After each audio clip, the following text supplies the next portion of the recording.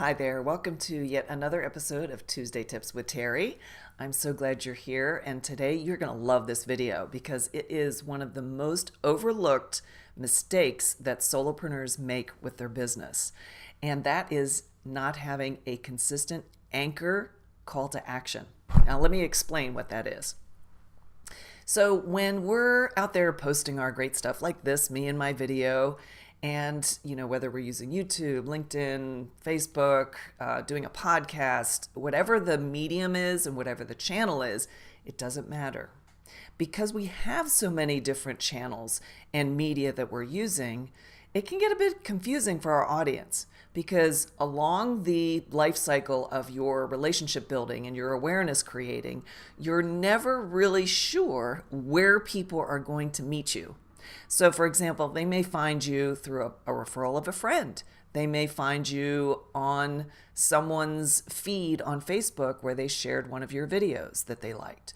They could read something that was forwarded or commented on by somebody that's in their network, and it was a post that you wrote. So because you never know where people are going to come into your world, you want to make sure that you have one consistent anchor call to action.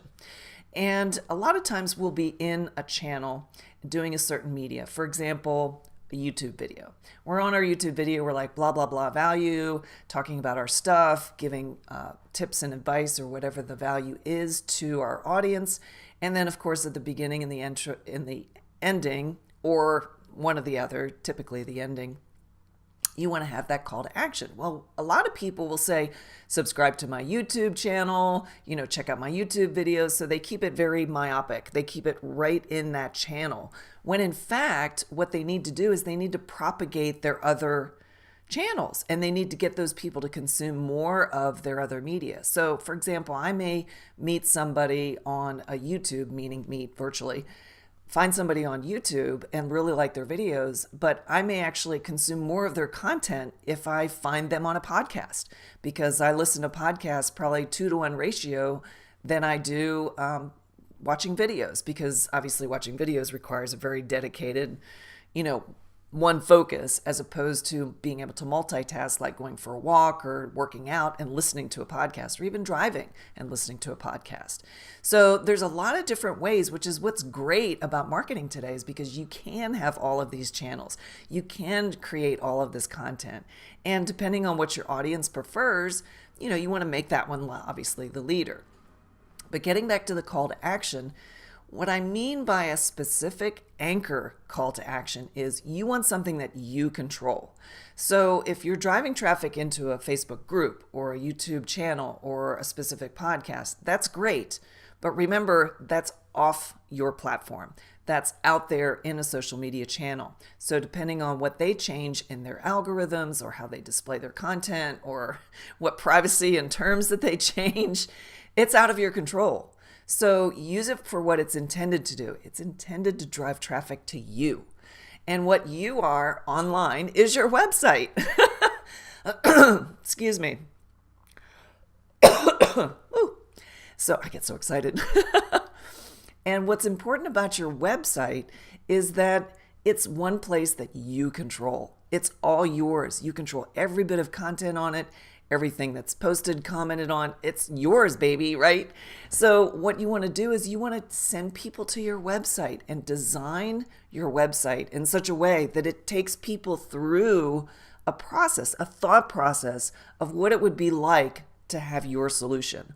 So for example, one of the things that you can do on every YouTube video, every podcast, every blog post, everything you're putting out there is you can have a channel specific call to action or a campaign specific call to action. Like if you're running a challenge, or if you have a specific email list that you are doing something that's like fixed amount of time, you want to send them to that. But also always send them to your website, that landing page where they can join your world. Make it very simple, make it one call to action, and that way you've got them. You can control exactly how they're consuming you. And they can obviously, pick the channel that they prefer to consume you on. But the fact that you're letting them know that this is the universe as opposed to this one thing, this one point of entry where you actually found me.